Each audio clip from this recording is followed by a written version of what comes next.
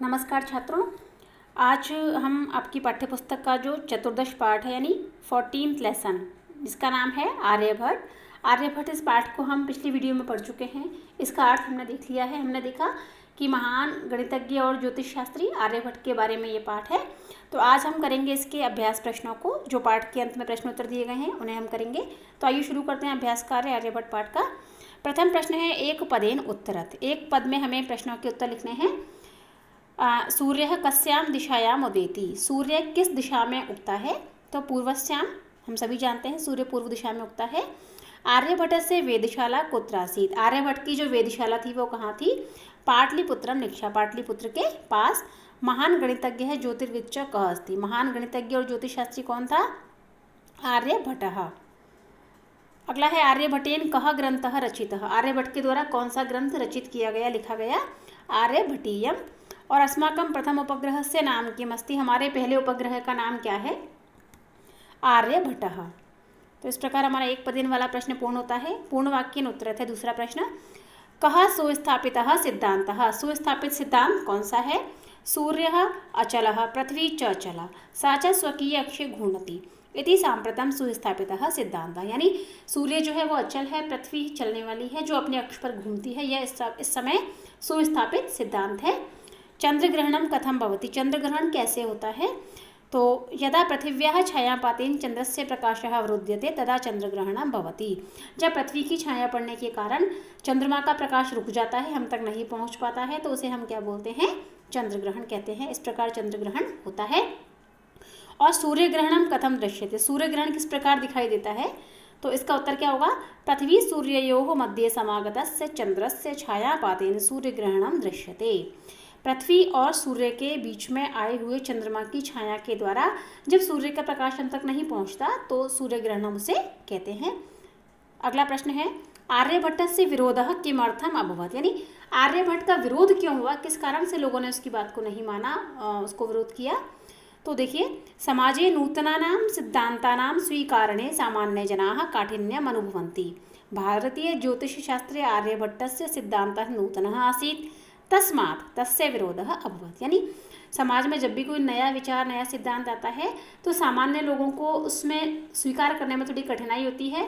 और आर्यभट्ट का सिद्धांत भी भारतीय ज्योतिष शास्त्र में नया था, इसलिए उसके नए सिद्धांत के कारण उसका विरोध हुआ।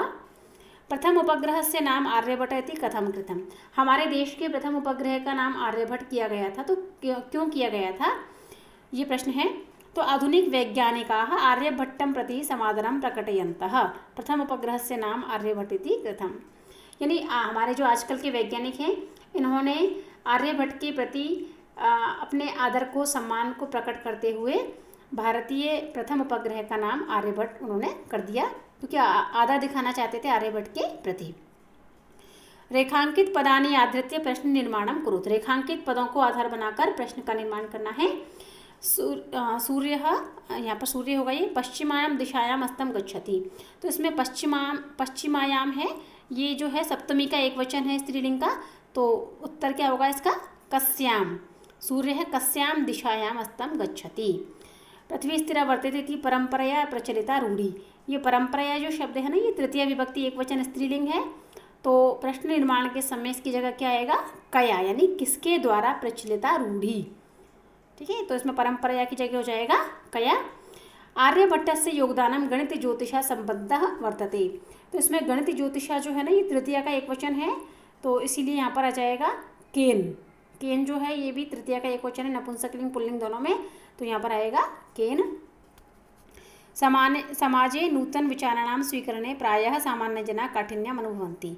सामान्य जना का मतलब होता है सामान्य लोग। तो प्रथमा का बहुवचन है ये, पुल्लिंग प्रथमा बहुवचन।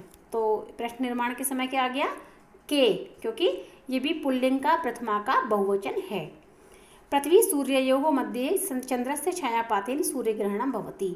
इसमें पृथ्वी और चंद्र के बीच, पृथ्वी और सूर्य के बीच चंद्रमा की छाया पड़ने से सूर्य ग्रहण होता है, ये इसका अर्थ है। तो पृथ्वी सूर्ययोः, पृथ्वी और सूर्य के, तो यहाँ पर क्या आएगा? कयोः।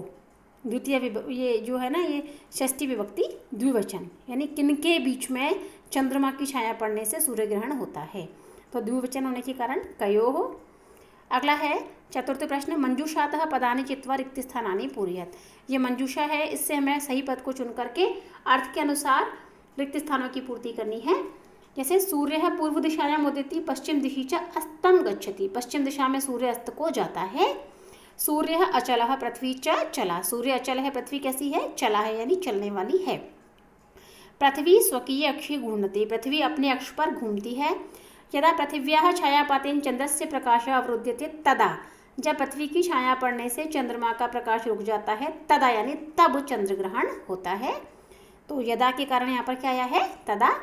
नौकायाम उपविष्टः मानवः नौकाम स्थिराम अनुभवति, नौका पर बैठा हुआ मनुष्य जो है वो नौका को स्थिर समझता है।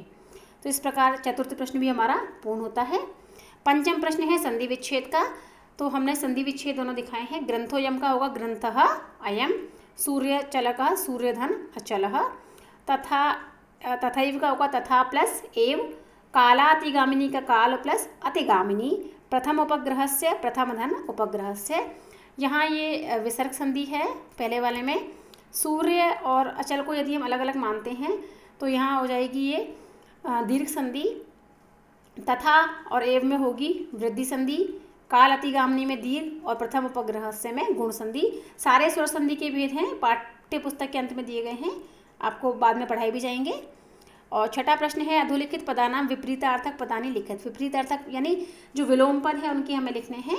उदय का क्या हो गया, अस्तः, अचलः का चलः, अंधकारः का प्रकाशः, स्थिरः का अस्थिरः, समादरः का निरादरः, आकाशस्य का पृथिव्याः। अगले प्रश्न में हमें समानार्थक पद पाठ से चुनकर लिखने हैं। समानार्थक मतलब पर्यायवाची शब्द। तो संसारे का क्या होगा, पृथिव्याम, इदानीम यानी सांप्रतम यानी इस समय, दोनों का एक ही अर्थ है। वसुंधरा का पृथ्वी, दोनों का एक ही अर्थ है। समीपम का मतलब होता है पास में, और निक्षा का मतलब भी पास में। गणनम का मतलब होता है काउंट करना, और आकलनम का मतलब भी वही होता है काउंट करना। राक्षसौ का दानवौ। सप्तम जो प्रश्न है इसमें हमें अधोलिखितानि पदानि आधृत्य वाक्यानि रचयेत्, यानी अधोलिखित पदों को आधार बनाकर वाक्यों की रचना करनी है। सांप्रतम का मतलब होता है इस समय, तो सांप्रतम विज्ञानस्य समय अस्ति या सांप्रतम विज्ञानस्य युगः अस्ति, चाहे जो लिख सकते हैं हम। निक्षा का मतलब होता है पास में, तो ग्रामम निक्षा उद्यानम विद्यते।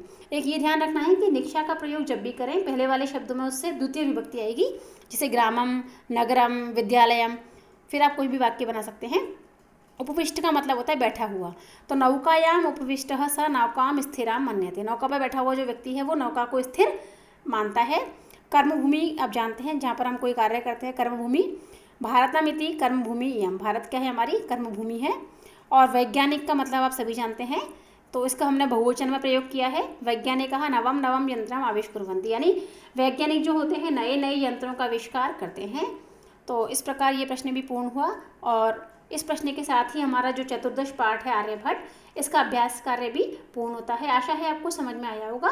यदि किसी प्रश्न के उत्तर में कोई शंका हो, कोई डाउट हो, कुछ पूछना चाहें तो कमेंट बॉक्स में लिखकर आप पूछ सकते हैं। कैसा लगा कमेंट करके अवश्य बताएं। धन्यवाद।